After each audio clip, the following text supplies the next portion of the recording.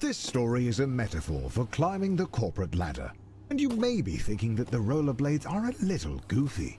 But just last year, people were selling other people digital copies of monkeys to try and get ahead. So, rollerblades are really not that far-fetched. And who doesn't like a little speed in their life? So, rollerblades it is. But just remember that everyone struggles to get job interviews, so try not to get too discouraged. Good luck!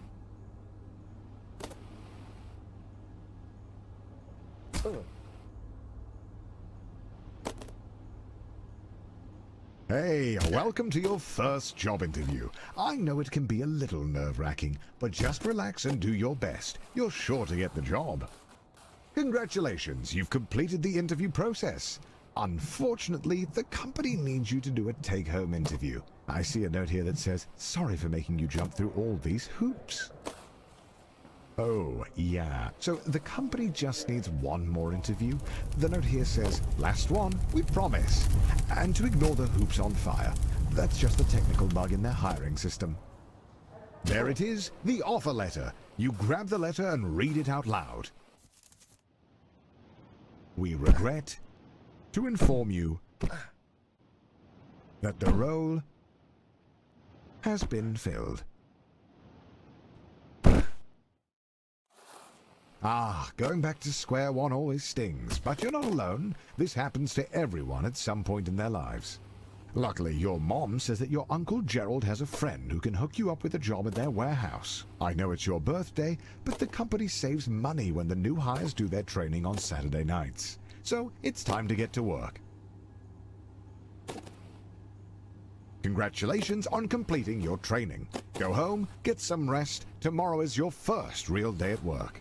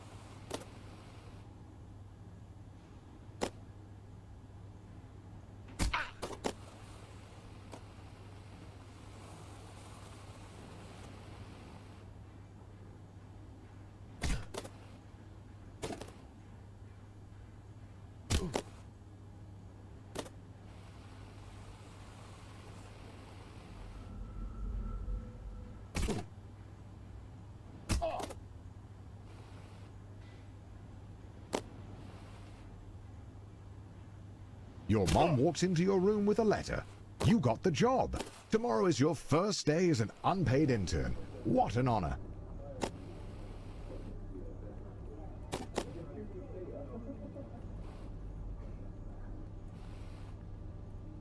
Some would be discouraged knowing they only got the job because their obsession with rollerblades makes them the ideal candidate for grabbing coffee. But you're a little discouraged as well.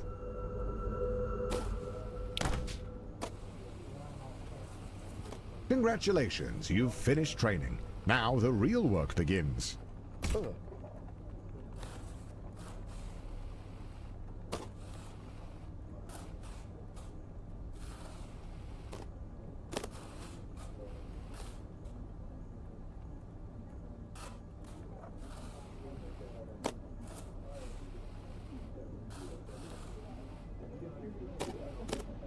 Your boss Bill has his office on the first floor and seems like a really nice guy.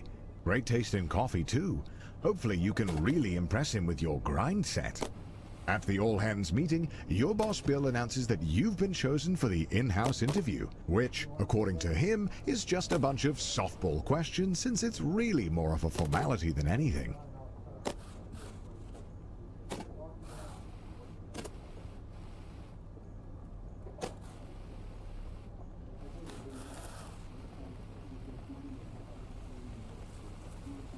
You did it. The job is yours. And as you watch the other interns get fired one by one, you can start to taste the prestige of being a junior financial analyst. You're ready to kick ass and make money, and you're all out of money. Unfortunately, being a junior financial analyst means you're just another cog in the corporate machine. No one is going to notice you if you don't make yourself stand out. Being a cog means doing a lot of the same thing over and over again. But the company wine mixer is coming up, and if you can make a good impression, it'll go a long way.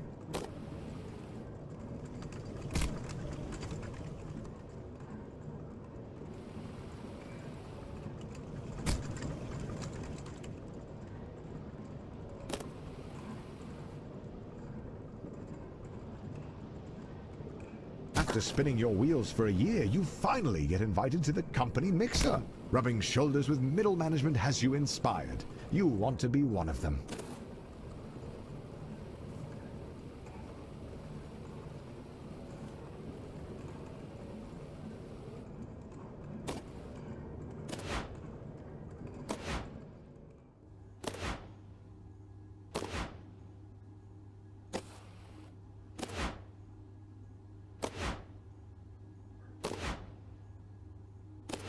Finally, the company opens up a single middle management position. All you have to do is beat the rest of the applicants and the job is yours. The bumpers are a metaphor for the other applicants.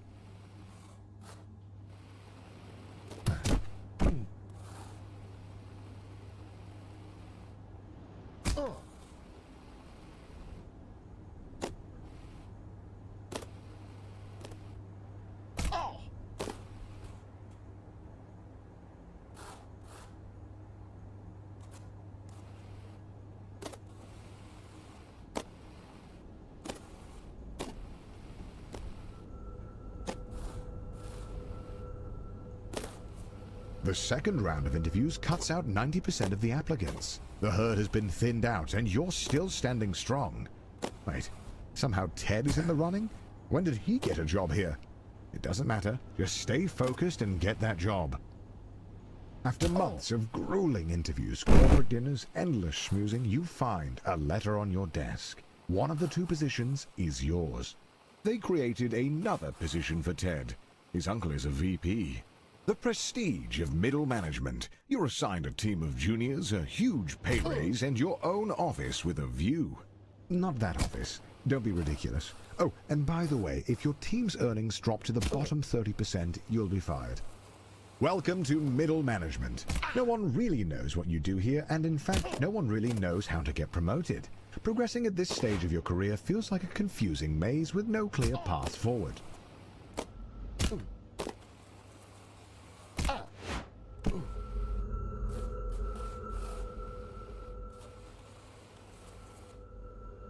Ted's uncle and former VP has started his own firm and is aggressively poaching employees.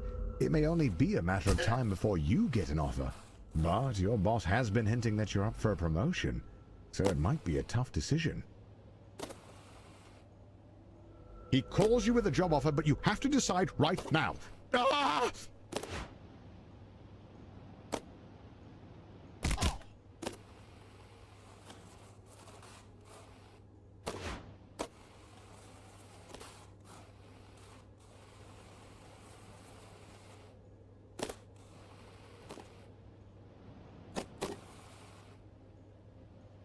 You thought getting this promotion was performance-based, but it's not. Ted writes one viral tweet that all the Gen Z kids like, and now he's a department head.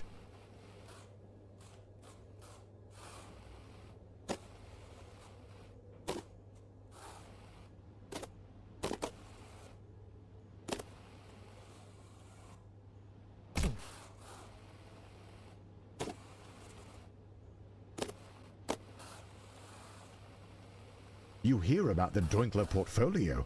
Two VPs have used their insider trading knowledge to invest a ton of money into it, but it hasn't taken off. You could take it on, but 3 other managers have been fired trying to make it work.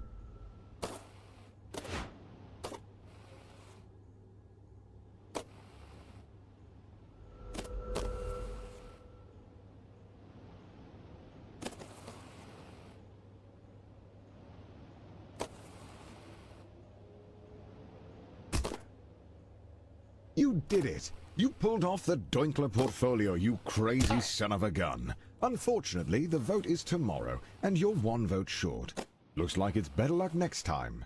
You're still convinced that being a full-time YouTuber is for absolute degenerates. But he was such a class act that it was enough to sway the vote. You are the new department head.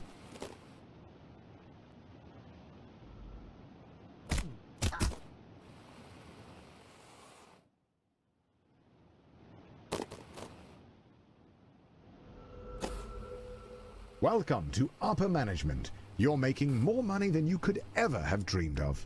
You drive a fancy car, fancy blades, fancy suit. But if you thought that you would be working less, you'd be wrong. If you aren't constantly pushing ahead, you're likely to fall.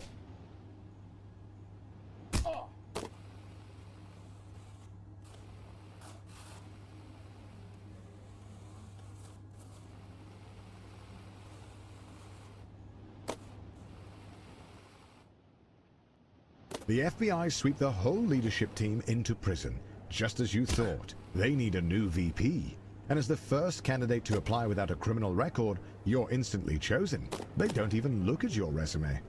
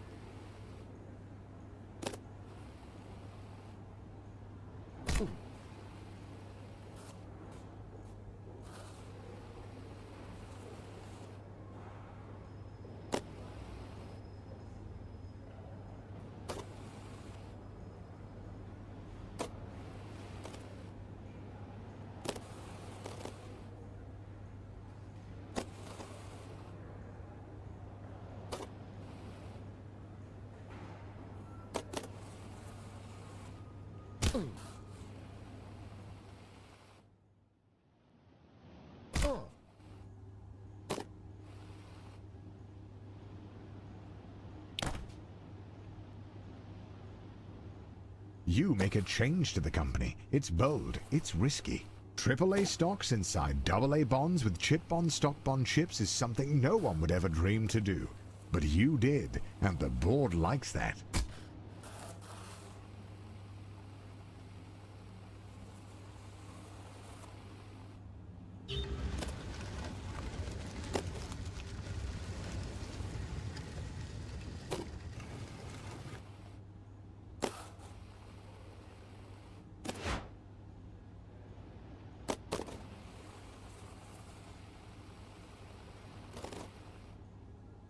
You spend half of your salary on flying a board member to Wimbledon.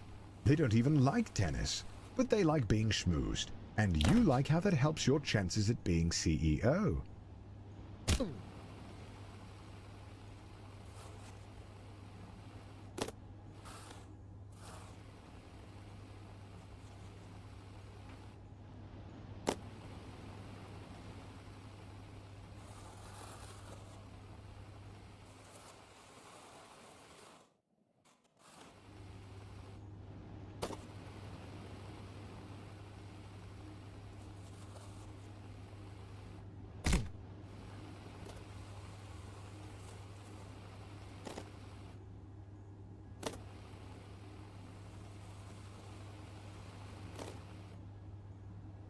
The CEO of your old company is considering retirement. There's only room at the top for one, but now's your chance. You got this.